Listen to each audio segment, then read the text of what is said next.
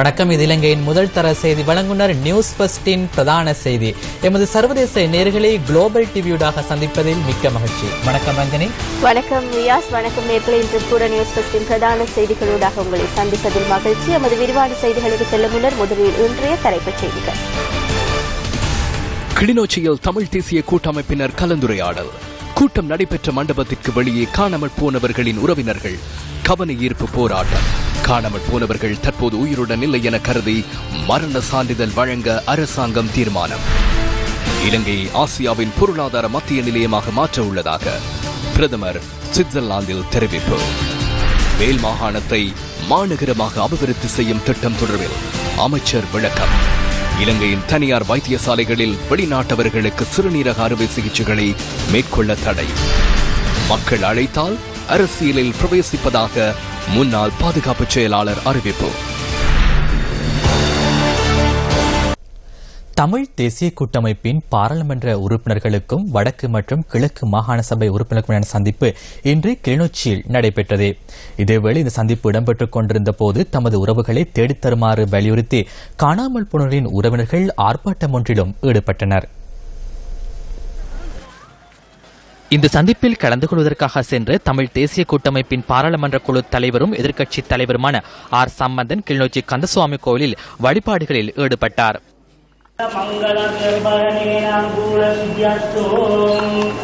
அதன் பின்னர் கிளிநொச்சி கூட்டுறவு சபை மண்டபத்தில் கலந்துரையாடல் ஆரம்பமானது. இந்த கலந்துரையாடலில் தமிழ் தேசிய கூட்டமைப்பின் பாராளுமன்ற உறுப்பினர்களும் கூட்டமைப்பின் வடக்கு மற்றும் கிழக்கு மாகாண சபை உறுப்பினர்களும் கலந்து கொண்டிருந்தனர்.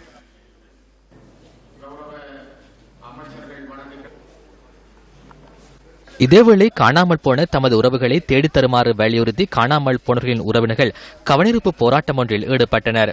அதன்போது அங்கு போலீஸ் பாதுகாப்பும் பலப்படுத்தப்பட்டிருந்தது.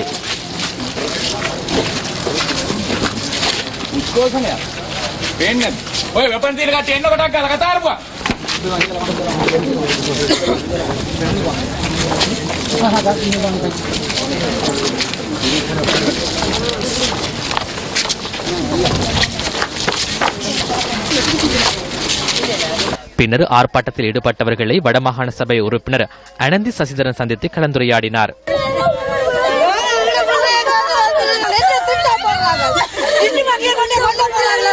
ஒரு பொறுப்பில்லாமல் ஒரு பொறுப்பிலே இருக்கிற ஒரு நாட்டினுடைய பிரதமர் ஒரு நல்ல நாள் பெருநாள் எங்களுக்கு இப்படி ஒரு செய்தியை சொல்லி இருக்கிறார். நானும் பாதிக்கப்பட்ட பெண், நானும் இப்ப உங்களோட சேர்ந்து தேடி திரிகிற ஒரு ஆள். காணாமல் போன ஆக்கள் காண இல்லை என்று சொன்னால் அந்த காணாமல் போறதுக்கு காரணமா இருந்தது யாருன்றதை அவர் அந்த கூட்டத்தில் தெரிவிச்சிருக்கணும் பிரதமர். அந்த காணாமல் ஆக்கப்படுறதுக்கு காரணமா இருந்தவருக்கு என்ன தண்டனை என்றதையும் அவர் சொல்லி இருக்கணும். ஆனால் அவர் சொல்ல இல்லை. சிங்கள பேரினவாதம், நாங்கள் ஆளுறவர்கள், நாங்கள் என்னத்தை சொன்னாலும் நீங்கள் கேட்டுக்கொண்டு போக வேண்டும் என்ற ஒரு எண்ணப்பாட்டத்தான் கொண்டிருக்கேன். அந்த மனநிலை தான் பேசியிருக்கிறேன்.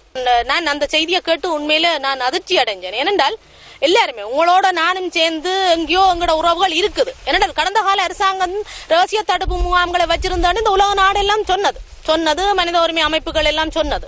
ராணுவ அதிகாரிகள் சொல்லியிருக்கோம் ரகசிய தடுப்பு முகாம்களை வச்சிருக்க வேண்டிய தேவை எங்களுக்கு இல்லையான்னு. ஆனால் நாங்கள் நம்பிக்கையோட போராடுவோம். ஏனென்றா இந்த அரசாங்கம் இப்படி இந்த நாட்டினுடைய பிரதமர் சொல்லிட்டாருன்றதுக்காக நாங்கள் கொடுத்த புள்ளிகளை இல்லையென்று நாங்கள் இருக்கல. அந்த அளவுக்கு எங்களோட மனமும் ஏற்காது. மேலும் சில மாகாண சபை உறுப்பினர்களும் அவ்விடத்துக்கு சென்று ஆர்ப்பாட்டக்காரர்களை சந்தித்தனர்.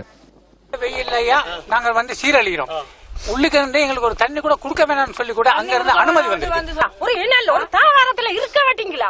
இந்த வெயிலுக்குள்ள கேட்டான் தண்ணி கொஞ்சம் தாங்க பண்ணு தண்ணி தந்தவங்களா வெண்ணது 2 வரைக்கும் பானையை உடைக்கணும் சொல்லிச்சிடும். கடைசி அண்டைக்கு வந்து தைப்பொங்கல் நண்டு வந்து இளவு செய்தியை சொல்லி போட்டுதான் பிரதமர் போனார். இதுக்கு ஒரு பதில் சொல்லி ஆகணும். இங்க மட்டுமில்ல பாராளுமன்றத்தில் சொல்லணும் கேட்டிருக்கோம். சர்வதேச அரங்கில் இவருக்கு பதில் சொல்லி ஆகணும். 3 வயது குழந்தை ஒன்று சிரியால வந்து கடலுக்குள்ள விழுந்து செத்த பார்த்துதான் இன்றைக்கு உலகம் பூரா திறந்து விட்டுருக்காங்க. 3 வயது பிள்ளை பாவம் விழுந்து செத்து கிடக்கு கடலால விழுந்து. அப்ப எங்கட எத்தனை பிள்ளைகள் வெடிச்சு சிதறிச்சு. அதை விட சன்னடைஞ்சாக்களே இவ்வளவு இல்லாம பண்ணார். துடிக்க இல்லாம பண்ணி வச்சிருக்கோம். இல்லையா இல்லாம பண்ணா இதுக்கு என்ன யார் பொறுப்பு என்னன்னு கேட்க வேணும். புதிய அரசாங்கமாவது தமது பிரச்சினைகளுக்கு தீர்வுகளை பெற்றுத்தர வேண்டும் என்பதே இந்த மக்களின் கோரிக்கையாக இருந்தது. காணாமல் போன பிள்ளைகளின் சம்பந்தமா நாங்கள் கலைக்கிறதுக்கு வந்த நேரத்திலையும் இங்கே என்னன்னு கேட்டால் தமிழ் எம்பிக்கு பாராளுமன்ற உறுப்பினர்கள் எங்களை வீதியில் போலீஸ்காரர்களை வைத்து கூட மறைத்திருக்கின்றார்கள். நாங்கள் இங்கே ஒரு குழப்பத்துக்கு நாங்கள் வரவில்லை. எங்களுடைய பிரச்சனைகளை பேச வேண்டும். இங்கே தமிழ் தலைவர்கள் இங்கே வந்திருக்கிறார்கள். எங்கள் தமிழ் மக்களுக்காக குரல் கொடுக்க வேண்டிய அவர்கள் ஏன் எங்களை இப்படி ஒரு அவமானப்படுத்துகிறார்கள் என்கிற ஒரு கேள்வியை நாங்கள் கேட்கிறதுக்கும் ஆசைப்படுகின்றோம். எங்களுடைய வாக்குரிமையை நாங்கள் பயன்படுத்தி எங்கள் தமிழ் தேசிய கூட்டமைப்பை நாங்கள் இங்க முன்னுக்கு கொண்டு வந்த மக்களுக்கு அவர்கள் செய்யற மரியாதை எங்களுக்கு இதா. இன்றைக்கு எங்க பிள்ளைண்ட முடிவு சொல்லணும். எங்களுக்கு எப்படி காணா போச்சுனா எங்க வச்சிருந்த நீங்கள் எப்படி காணாமல் ஆக்கினீர்கள் என்ற இதை எங்களுக்கு மனப்பூர்வமாக மனம் திறந்து பொங்கல் விழாவில் மனம் திறந்து சொன்ன மாதிரி எங்களுக்கு மனம் திறந்து சொல்லுவோம். ஆதாரத்தோட இருந்ததுக்கு ஆதாரம் எங்க வச்சு இதுன்றது என்ன மாதிரி அதுவும் இல்லைன்னு சொன்னா எப்படி இல்லாமல் ஆக்கப்பட்டதுன்றது எங்களுக்கு தெளிவாக இன்றைக்கு எங்க நாங்கள் தான் வாக்கு தேர்தல் வந்துட்டு 50 தரம் கேட்டு திறப்பினோம். இன்றைக்கு நாங்கள் அவன் கேட்டு 100 தரம் திறந்தாலும் அவன் எங்களோட முகம் கொடுத்து கதைக்கணும். இல்லை என்ன பிரச்சனை? கூட்டம் ஆரம்பமாகி சில மணித்தியாலங்களின் பின்னர் வடமாகாண முதலமைச்சர் CV விக்னேஸ்வரன் இந்த சந்திப்பில் கலந்து கொண்டார். இதேவேளை இன்றைய சந்திப்பின் பின்னர் ஆர்ப்பாட்டத்தில் ஈடுபட்டவர்களை தமிழ் தேசிய கூட்டமைப்பின் பிரதிநிதிகள் சந்தித்து கலந்துரையாடினர். என்ன முடிவு நாங்கள் கேட்போம். அதை மாசி மாதம் நாங்கள் செய்வோம். மாசி மாதம் கேட்போம். தமிழ் தேசிய கூட்டமைப்பின் பாராளுமன்ற உறுப்பினர்களுக்கும் வடக்கு மற்றும் கிழக்கு மாகாண சபை உறுப்பினர்களுக்கும் இடையில் நடைபெற்ற இன்றைய சந்திப்பில் ஆராயப்பட்ட விடயங்கள் தொடர்பில் கூட்டமைப்பின் பிரதிநிதிகள் பின்னர் ஊடகங்களுக்கு கருத்து தெரிவித்தனர். நாங்கள் இந்த சந்தர்ப்பத்திலே ஒரு புதிய அரசியலமைப்பை உருவாக்குகிற போது எங்களுடைய நிலைப்பாட்டை வெவ்வேறு தருணங்களிலே நாங்கள் முன்வைப்போம் என்ற தீர்மானத்தை எடுத்திருக்கிறோம். அரசியல் அமைப்பு பேரவை அதிலே பல உபகுழுக்கள் பல அமைப்புகள் அந்த பிரேரணையிலே சொல்லப்பட்டிருக்கிறது. ஆனால் அந்த பிரேரணை இன்னும் பாராளுமன்றத்திலே நிறைவேற்றப்படவில்லை. அது நிறைவேற்றப்படுவதற்கும் எங்களுடைய பங்களிப்பை நாங்கள் ஏற்கனவே செலுத்தி வருகிறோம். அது நிறைவேற்றப்பட்ட பிறகு இது ஒரு சரித்திர முக்கியத்துவம் வாய்ந்த சந்தர்ப்பம். புதியதொரு அரசியல் அமைப்பு உருவாக்குதல், அதிலே தமிழ் மக்களுடைய பங்களிப்பு முதன்முறையாக இருக்கக்கூடிய ஒரு சந்தர்ப்பம் இருக்கிறது. ஆகையினாலே எங்களுடைய மக்களுடைய அரசியல் அபிலாஷைகள் முழுமையாக நிறைவேறத்தக்கதாக நாங்கள் அதிலே ஒரு நிலைப்பாட்டை எடுத்து இந்த வருட இறுதிக்குள்ளே ஒரு புதியதொரு அரசியலமைப்பை உருவாவதற்கு எங்களால் இயன்றதை செய்வோம் என்று அனைத்து உறுப்பினர்களும் தீர்மானித்திருக்கிறோம். நாங்கள் இன்றைய கூட்டத்திலே தமிழ் தேசிய கூட்டமைப்பு தன்னுடைய பங்காளி கட்சிகள் அனைத்தோடும் மக்கள் பிரதிநிதிகள் அனைவரோடும் கலந்தாலோசித்து ஒருமித்த நிலைப்பாட்டை எடுப்போம் என்று தீர்மானித்திருக்கிறோம். அதுதான் தமிழ் தேசிய கூட்டமைப்புடைய நிலைப்பாடாக இருக்கும். எல்லோருடைய கருத்தை நாங்கள் வரவேற்போம். எல்லோருடைய கருத்தை நாங்கள் வரவேற்போம். மக்களோடு நாங்கள் ஆலோசிப்போம். இறுதி முடிவு மக்களுடைய ஆலோசனையின் அடிப்படையில் நாங்கள் எடுப்போம். இதேவேளை இன்று நடைபெற்ற அமைச்சரவை தீர்மானங்களை அறிவிக்கும் ஊடக சந்திப்பில் காணாமல் போனவர்கள் தொடர்பில் ஊடகவியலாளர்கள் கேள்வி எழுப்பினர். வடக்கில் காணாமற் போனவர்கள் உயிருடன் இருக்கின்றார்களா இல்லையா என்பதில் ஒரு சிக்கல் நிலை இருக்கின்றது. ஆவணங்களில் இல்லாவிட்டால் அவர்களை உயிரிழந்தவர்களாக கருத வேண்டி ஏற்படுவதாக பிரதமர் குறிப்பிட்டிருந்தார். அரசாங்கம் என்ற வகையில் எதிர்காலத்தில் அது குறித்து என்ன நடவடிக்கை எடுக்கப் போகின்றீர்கள்?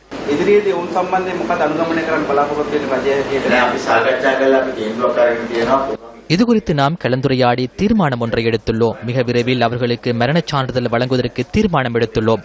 ஆக குறைந்தது அங்கீகரிக்கப்பட்ட மரண அட்டாட்சி பத்திரத்தை வழங்குவது தொடர்பில் கலந்துரையாடியுள்ளோம். அதன் மூலம் அவர்களுக்கு நிவாரணங்களை பெற்றுக்கொள்ளல் போன்ற விடயங்கள் இலகுவாக அமையும்.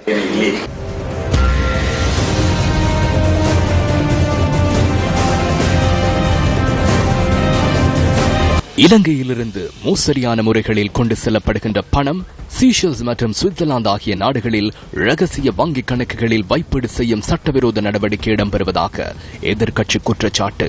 மேலும் பல நாடுகளில் வங்கிக் கணக்குகளில் பெருந்தொகை பணம் வைப்பிலிடப்பட்டுள்ளதாக அரசியல் மேடைகளிலும் குற்றச்சாட்டு சுமத்தப்பட்டது. சுவிட்சர்லாந்தினதும் சீஷல்ஸினதும் கதை எவ்வாறு இதனுடன் தொடர்புபடுகிறது என்பது தற்போது அனைவருக்கும் புரியும். இந்த பணத்தை பல்வேறு நபர்கள் பெற்று சீஷல்ஸ் ஊடாக சுவிட்சர்லாந்துக்கு அனுப்பும் நடவடிக்கை தற்போது நிரூபணமாகி வருகிறது.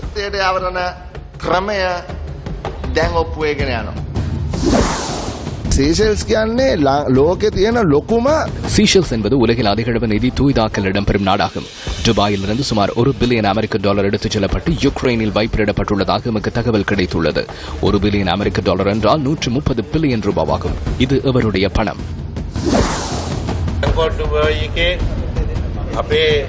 பாங்காக்கில் நமது நாட்டில் இருக்கும் அரசியல் தலைவர்கள் சிலரின் வங்கி கணக்குகள் இருப்பதை உறுதிப்படுத்தி சில மனுக்கள் அனுப்பி வைக்கப்பட்டிருந்தன. நான் அவற்றை நிதி அமைச்சரிடம் ஒப்படைத்துள்ளேன். அந்த நாட்டில் வங்கி ஒன்றில் பணியாற்றும் இலங்கையர்களே இதனை பெற்றுக் கொண்டுள்ளனர். அவர்கள் பேங்க் ஸ்கிரீனை புகைப்படம் எடுத்து அனுப்பியுள்ளனர்.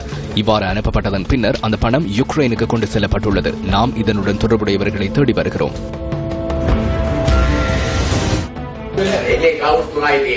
அதற்கு 3 காரணங்களே உள்ளன. அரச குடும்ப உறுப்பினர் ஒருவரின் கணக்கில் $1.086 பில்லியன் காணப்படுகின்றது. அத்துடன் அந்த குடும்பத்தின் நெருங்கிய வர்த்தகரான முன்னாள் பாராளுமன்ற உறுப்பினர் ஒருவரும் சம்பந்தப்பட்டுள்ளார். அவரது கணக்கில் $500 மில்லியன் அதிகமான தொகை வைப்பிலிடப்பட்டுள்ளது. 3வது கணக்கு அப்போதிருந்த செயலாளர் ஒருவருடையதாகும். அந்த செயலாளர் மற்றும் நிறுவன தலைவர் ஆகியோரின் இணைந்த கணக்கில் $1.7 பில்லியன் வைப்பிலிடப்பட்டுள்ளது.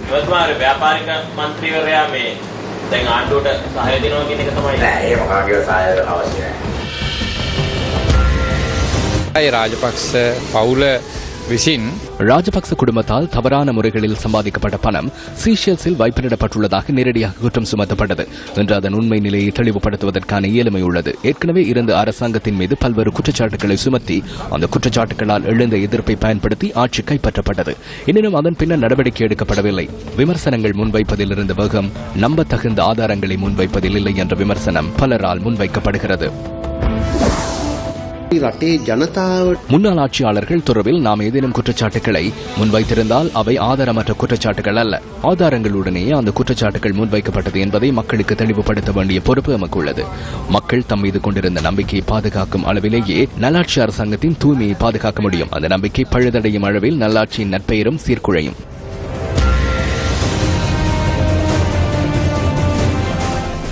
மேல் மாகாணத்தை மாநகரமாக அபிவிருத்தி செய்யும் திட்டம் எதிர்வரும் 29ஆம் தேதி அறிமுகப்படுத்தப்பட உள்ளதாக அமைச்சர் பாட்டலி சம்பிக்க ரணவக்க தெரிவிக்கின்றார். கொழும்பில் இன்று இடம்பெற்ற ஊடக சந்திப்பில் கலந்து கொண்டு உரையாற்றிய அமைச்சர் 3 கட்டங்களாக இந்த திட்டம் முன்னெடுக்கப்பட உள்ளதாக கூறினார்.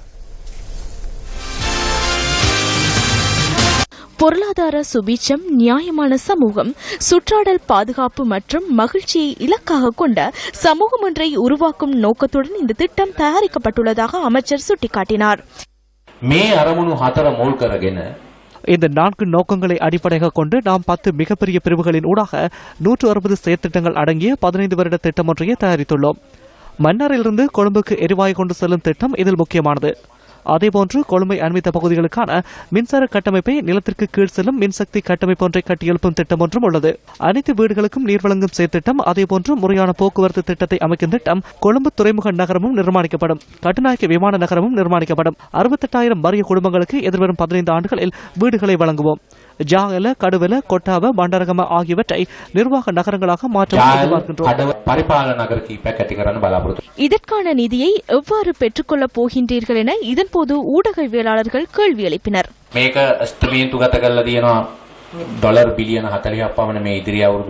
இந்த 15 ஆண்டு திட்டத்திற்கு $40 பில்லியன் செலவாகும் என மதிப்பீடு செய்யப்பட்டுள்ளது. இலங்கை வருடாந்தம் சுமார் 15 பில்லியன் ரூபாவை முதலீடு செய்கிறது. எதுவித பயணமில்லாத ஹம்பாந்தோட்டைக்கு மாத்திரம் நாம் 6 பில்லியன் ரூபாவை முதலீடு செய்துள்ளோம். எமது அரசு துறை தேவையான விடயங்களை மேற்கொள்ளும். அதேபோன்று தனியார் துறை செயற்திட்டங்கள் மூலமும் நிதி கிடைக்கும். வெளிநாடுகளினது நிதியுதவியும் கிடைக்கும். நியூஸ் ஃபர்ஸ்டின் பிரதான செய்திகள் தொடர்கின்றன. அமைச்சர் ரிஷாட் பதியுதீன் தலைமையிலான அகில இலங்கை மக்கள் காங்கிரசின் புதிய செயலாளராக தெரிவு செய்யப்பட்ட எம் சுமைதீன் அந்த பதவியில் செயற்படுவதற்கு எதிராக தடை உத்தரவு ஒன்றை பிறப்பிக்குமாறு கோரி தாக்கல் செய்யப்பட்ட மனு இன்று கொழும்பு மாவட்ட நீதிமன்றத்தில் விசாரணைக்கு எடுத்துக் கொள்ளப்பட்டது. அகில இலங்கை மக்கள் காங்கிரசின் முன்னாள் பொதுச் செயலாளரும் தற்போதைய உபத்தலைவருமான YLS ஹமீத் இந்த மனுவை தாக்கல் செய்திருந்தார். இந்த மனுவில் அமைச்சர் ரிஷாட் பதியுதீன் உள்ளிட்ட 15 பேர் பிரதிவாதிகளாக குறிப்பிடப்பட்டிருந்தனர். அண்மையில் கட்சியின் பேராளர் மாநாட்டின் போது புதிய பொதுச் செயலாளர் சட்டவிரோதமான முறையில் நியமிக்கப்பட்டதாகவும் அந்த நியமனத்தை ரத்து செய்து தடை உத்தரவை பிறப்பிக்குமாறும் மனுதாரர் கோரிக்கை விடுத்திருந்தார். இன்றைய தினம் 2 தரப்பினராலும் முன்வைக்கப்பட்ட விடயங்களை கருத்தில் கொண்ட மாவட்ட நீதிபதி வழக்கு விசாரணையை மார்ச் மாதம் 23ஆம் தேதி வரை ஒத்திவைத்துள்ளார். எமது கட்சியின் முன்னாள் பொதுச் செயலாளரே மனுவை தாக்கல் செய்துள்ளார். அவர் சார்பாக நீதிமன்றத்தில் இந்த காரணங்கள் முன்வைக்கப்பட்டுள்ளன. ஆயினும் இன்றைய தினம் இடைக்கால தடை உத்தரவு விதிப்பதற்கு நீதிமன்றம் தீர்மானிக்கவில்லை. அது தவிர எதிர்வரும் தவணையின் போது இந்த விடயம் தொடர்பில் பிரதிவாதிகளால் ஆட்சேபனைகளை எழுத்து மூலம் தெரிவிப்பதற்கும் சிவில் நடைமுறை ஒழுக்க கோவையின் 16ஆம் விதிமுறைக்கு அமைய தொடர்ந்து மக்களுக்கான அறிவித்தல்களை விடுத்து இந்த வழக்கில் ஆஜராக விரும்பும் ஏனைய தரப்பினருக்கும் இதன் மூலம் வழி ஏற்பட்டுள்ளது. முன்னாள் செயலாளர் நேற்று தாக்கல் செய்த புதிதாக பேராளர் மாநாட்டின் பொழுது தெரிவு செய்யப்பட்ட செயலாளர் நாயகத்தை தன்னுடைய கடமையிலிருந்து இடைநிறுத்தி வைக்குமாறு, தன்னை அந்த பதவியில் இயங்கச் செய்யுமாறு நீதிமன்றத்திலே வழக்கு தாக்கல் செய்திருந்தார். எனவே அவருடைய அந்த வேண்டுகோளை நிராகரித்த நீதிமன்றம் இன்று இந்த வழக்கை ஒத்திவைத்திருக்கின்றது. அதுவரை கட்சியுடைய அந்த நிர்வாகிகளை தங்களுடைய செயல்பாட்டை முன்னெடுத்துச் செல்வதற்கான அனுமதியையும் வழங்கியிருக்கின்றது. அரசாங்கத்தினால் நடைமுறைப்படுத்தப்படும் உணவு உற்பத்திக்கான தேசிய வேலை திட்டத்தை வடமாகாணத்தில் செயற்படுத்துவது தொடர்பிலான கலந்துரையாடல் இன்று நடைபெற்றது. வடமாகாண முதலமைச்சர் CV விக்னேஸ்வரன், வடமாகாண விவசாய அமைச்சர் பொன்னுத்துறை ஐங்கரநேசன் ஆகியோரின் இணை தலைமையில் இந்த கலந்துரையாடல் இடம்பெற்றது. வடமாகாண சபையின் கேட்போர் கூடத்தில் நடைபெற்ற இந்த கலந்துரையாடலில் உணவு இறக்குமதிக்கான செலவை சேமிக்கும் நோக்கில் நடைமுறைப்படுத்தப்படும் உணவு உற்பத்திக்கான தேசிய வேலை திட்டத்திற்கு வடமாகாணத்தின் ஊடாக எவ்வாறு பங்களிப்பு செய்வது என்பது தொடர்பில் ஆராயப்பட்டது. அத்துடன் விவசாய உற்பத்தியில் ரசாயன பண்பாடுகளை தவிர்த்து இயற்கையான பசலைகளை பயன்படுத்துதல், வீட்டுத் தோட்டங்கள் அமைத்தல் போன்ற விடயங்களை மக்கள் மத்தியில் அறிமுகப்படுத்துவது தொடர்பிலும் ஆலோசிக்கப்பட்டுள்ளன. பல இடங்களில், முக்கியமாக அனலை தீவு போன்ற இடங்களில் காணிகள் பயிரிடப்படாமல் இருக்கின்றது. சொந்தக்காரர்கள் வெளிநாட்டில் இருக்கின்றார்கள். அரசாங்கம் உபயோகிக்கப்படாமல் இருக்கும் இடங்களை கையேற்க வேண்டும் என்று கங்கணம் கட்டிக் கொண்டிருக்கின்றது. இதன் காரணமாக இப்பேற்பட்ட காணிகளை எமது விவசாய அமைச்சு அல்லது அதன் அனுசரணை பெற்ற நிறுவனம் ஒன்று கையேற்று பயிர் செய்து பலனை எடுத்துக்கொண்டு அதன் வருமானத்தில் ஒரு சிறிய பகுதியை அவர்களுக்கு வழங்கலாம் அல்லவா என்று கேட்டுக்கொள்கின்றேன். அவ்வாறு செய்தால் அது பற்றி நீங்கள் என்ன நினைக்கின்றீர்கள் என்று அவர்கள் சிலரிடம் நான் கேட்டேன். எங்களுக்கு வேண்டும் போது திருப்பி தருவீர்களா என்று கேட்டார்கள். நிச்சயமாக போதிய அறிவித்தலின் பின்னர் உங்கள் காணிகளை உங்களுக்கே திரும்ப கையளிக்கப்படும் என்றேன். எக்ஸலண்ட் ஐடியா என்று கூறினார்கள். வடக்கினுடைய மிக பெரும் பண்ணைகள், மாகாண அரசுக்கு சொந்தமான பண்ணைகள் இன்றும் அரசாங்கத்திடம் அவர்களுடைய பாதுகாப்பு படையினரிடமே இருக்கின்றன. அவற்றை விடுவிப்பதற்கு நாங்கள் மாகாணத்தினுடைய பிரதிநிதிகளாக அமைச்சு சார்ந்த அதிகாரிகளும் பல தடவை வேண்டுகோள் கொடுத்தும் செவிமடுக்காத இந்த நிலையில் மத்திய அரசாங்கத்தின் பிரதிநிதிகளாகிய நீங்கள் இது தொடர்பாக மத்திய அரசிடம் பேசி இவற்றை விடுவித்துக் கொடுக்கப்படுகின்ற பட்சத்தில் தான் இந்த தேசிய உணவு உற்பத்தி திட்டமானது தன்னுடைய பூரணமான இலக்கை எய்த முடியும். புனர்வாழ்வளிக்கப்பட்டு விடுதலை செய்யப்பட்டுள்ள பல முன்னாள் போராளிகளின் வாழ்க்கை தொடர்ந்தும் போராட்டத்துக்கு மத்தியிலே உள்ளது. அடிப்படை வசதிகளின்றி பொருளாதார நெருக்கடிக்கு மத்தியில் இவர்கள் நாளாந்தம் போராடி வருகின்றனர். அவர்களில் ஒருவரே யாழ் குப்பிலான் தெற்கு பகுதியைச் சேர்ந்த நவரத்னம் சுதன். யுத்தத்தின் வடுக்களை இன்றும் தனது உடலில் சுமந்து மனைவி மற்றும் 3 பிள்ளைகளுக்கான பொருளாதார நெருக்கடிக்கு மத்தியில் போராடி வருகின்றார் இந்த முன்னாள் போராளி. யுத்தம் நிறைவேற்றும் புனர்வாழ்வளிக்கப்பட்டும் வருடங்கள் கடந்துள்ள போதிலும் தனது வாழ்விற்கான விடிவு இன்னும் கிட்டவில்லை என்கிறார் நவரத்னம் சுதன். தனது பிள்ளைகளின் எதிர்காலம் சிறப்புற வேண்டுமென்ற ஒரே ஒரு எதிர்பார்ப்புடன் அரசாங்கத்தினால் வழங்கப்படும் சிறிய உதவித்தொகையை பெற்று காளான் வளர்ப்பில் ஈடுபட்டு வருகின்றார் இந்த தந்தை. எனினும் உறவினர் காணியொன்றில் மேற்கொண்டு வரும் இந்த காளான் வளர்ப்பினால் பொருளாதார நெருக்கடியை ஈடுகட்ட முடியாமையினால் அதனை மேலும் விரிவுபடுத்துவதற்கான உதவியை அரசாங்கத்திடம் கோருகின்றார் இந்த முன்னாள் போராளி. நான் பூசாவில் இந்த காளான் உற்பத்தி படித்தேன். நான் அதை இப்ப மேற்கொள்வோம் என்று சொல்லி தாண்டா ஒரு 30 தான் கிடைச்சிருக்குது. நிச்சயம் என்ற முயற்சியால கடும் கஷ்டப்பட்டு செய்து கொண்டு இருக்கிறேன். என்னால அதை முடிக்கலாமே இருக்குது. ஏன்னா வேற உதவினா கிடைக்கல. இந்த செய்யறதுக்கு எனக்கு 5-6 லட்சம் ரூபாய் பணம் தேவைப்படுது. இதை ஒரு வழியாலேயும் செய்யலாமல் இருக்குது. என்னுடைய முயற்சியெல்லாம் இவ்வளோதையும் கொண்டு வந்தேன். நான் மேற்கொண்டு என்னால் செய்யலும் முதலாத்தால நான் சரியான கஷ்டப்படுறேன். 3 பிள்ளைகள் இருக்குது, சொந்த வீடு இல்லை, நிலம் இல்லை எனக்கு. இப்போ உறவினர்கிட்ட காணி ஒன்றை தான் நடந்து ஒரு பண்ணையாச்சி மண்ட ஆரம்பிச்சிருக்கிறேன். நிறைய கஷ்டங்கள் ஏதோ என்னால் இயலக்கூடிய அளவுக்கு முயற்சி பார்க்குறேன், இல்லாமல் இருக்குது. இப்போ இதுக்கு யாராவது அரசாங்கம் சரி இல்லாட்டி புலம்பெயர்ந்த அமைப்புகள் சரி வெளிநாட்டு உறவுகள் சரி உதவி செய்தால் தான் நாங்கள் எங்களோட வாழ்க்கையை மேம்படுத்தலாம். அப்படி நிறைய பேர் எல்லாம் சரியான கஷ்டப்படுறாங்க, யாருமே கண்டுகொள்றதில்லை. கோர யுத்தத்தின் நினைவலைகளுடன் வடுக்களுடனும் இன்று பொருளாதார நெருக்கடிக்குள் சிக்கி தவிக்கும் நவரத்னம் சுதன் போன்ற போராளிகளுக்கு இனியேனும் விடிவு கிட்டுமா? டிவி எக்க வரையறுக்கப்பட்ட கேபிட்டல் மகாராஜா நிறுவனத்தின் புதிய தொலைக்காட்சி அலைவரிசையே இது. டிவி எக்க தொலைக்காட்சி அலைவரிசையை இன்று முதல் நேயர்கள் கண்டுகளிக்க முடியும். மத அனுஷ்டானங்களுக்கு முக்கியத்துவம் அளித்து டிவி எக்க தொலைக்காட்சி அலைவரிசை ரத்மலானி ஸ்டெயின் கலையகத்தில் இன்று ஆரம்பிக்கப்பட்டது.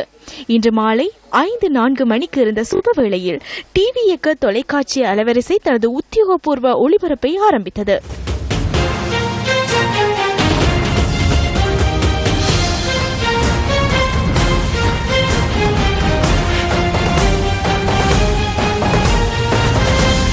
TV1 රැස්වීදෙන ජීවිතේ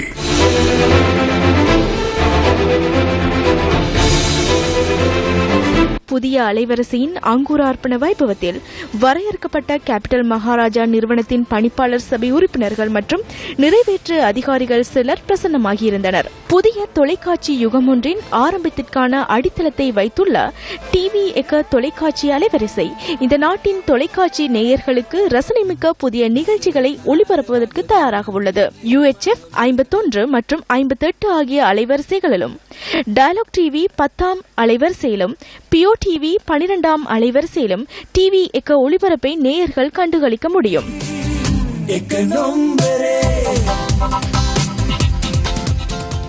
இதேவேளை கலைஞர்கள், அனுசரணையாளர்கள், பிரசார நிறுவனங்கள், நிபுணர்கள் உள்ளிட்ட அனைவரையும் தெளிவூட்டுவதற்காக டிவி எக்க தொலைக்காட்சி அலைவரிசையின் அறிமுக விழா கடந்த திங்கட்கிழமை ரத்மலானி ஸ்டெயின் கலையகத்தில் நடைபெற்றது. முன்னாள் பாதுகாப்பு செயலாளர் கோட்டாபே ராஜபக்சே இன்று முற்பகல் பாரிய ஊழல் மற்றும் மோசடிகளை விசாரணை செய்யும் ஜனாதிபதி ஆணைக்குழுவுக்கு அழைக்கப்பட்டிருந்தார். ரக்னாலங்கா நிறுவனத்தில் இடம்பெற்றதாக கூறப்படும் நிதி மோசடி தொடர்பில் இதன்போது முன்னாள் பாதுகாப்பு செயலாளரிடம் வாக்குமூலம் பதிவு செய்யப்பட்டது.